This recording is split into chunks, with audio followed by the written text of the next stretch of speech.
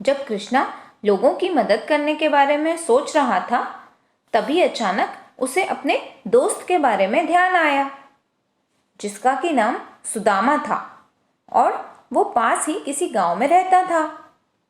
तो कृष्णा ने सोचा कि क्यों ना सबसे पहले उसी की मदद की जाए।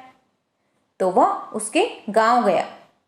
वो दोनों एक दूसरे को देखकर बहुत खुश हुए और कृष्णा ने कहा कि मैं यहाँ तुम्हारी मदद करने के लिए आया हूँ। तो सुदामा ने कहा कि तुम मेरी मदद कैसे करोगे? तो कृष्णा ने बताया कि इस जादुई पेंसिल की मदद से मैं तुम्हारी मदद करूँगा। परंतु सुदामा को उसकी बात पर विश्वास ही नहीं हो रहा था।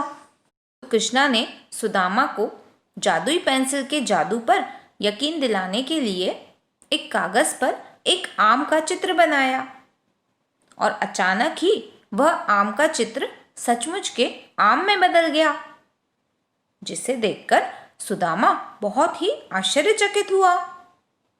इसके बाद कृष्णा ने सुदामा की ज़रूरत का हर सामान बनाया और फिर वहाँ से चला गया।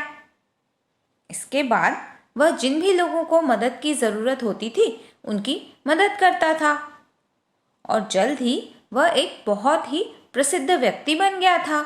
एक दिन जब लोग कृष्णा और उसकी जादुई पेंसिल के बारे में बातें कर रहे थे, तो उनकी बातें एक चोर ने सुन ली, जिसे सुनकर चोर ने सोचा कि अगर मुझे वो जादुई पेंसिल मिल जाए तो मैं तो दुनिया का सबसे अमीर आदमी बन जाऊंगा।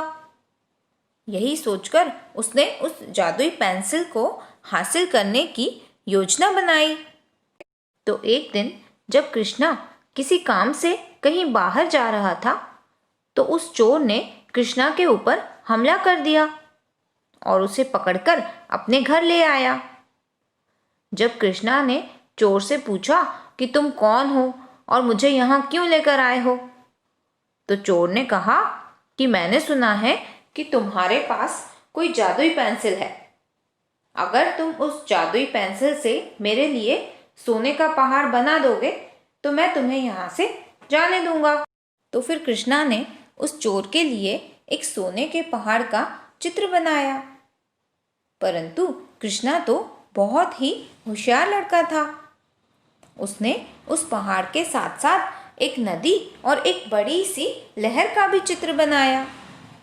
परंतु वह चोर तो यह समझ ही नहीं पाया कि यह सब कृष्णा ने क्यों बनाया है और उसने एक नाव से नदी की ओर जाना शुरू कर दिया। जब वह चोर नदी के बीचों बीच पहुंचा, तभी अचानक जानते हो बच्चों क्या हुआ? कृष्णा ने जो बड़ी सी लहर बनाई थी, वह लहर उस चोर को बहा के ले गई और इस तरह से कृष्णा ने अपनी जादुई पेंसिल और सोने के पहाड़ दोनों को गलत हाथों में जाने से बचा लिया। तो बच्चों, मोरल ऑफ द स्टोरी ये है कि हमें हमेशा अपनी बुद्धि से ही काम लेना चाहिए, क्योंकि हमारी बुद्धि का इस्तेमाल करके ही हम किसी भी मुसीबत से बाहर आ सकते हैं, जैसा कि कृष्णा ने किया। कृष्णा ने अपनी बुद्धि का इस्तेमाल करके जादुई पेंसिल को गलत हाथों में जाने से बचा लिया।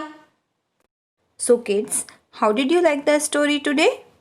Tell me by comments and tell your friends about this story also. Okay, bye bye. Take care.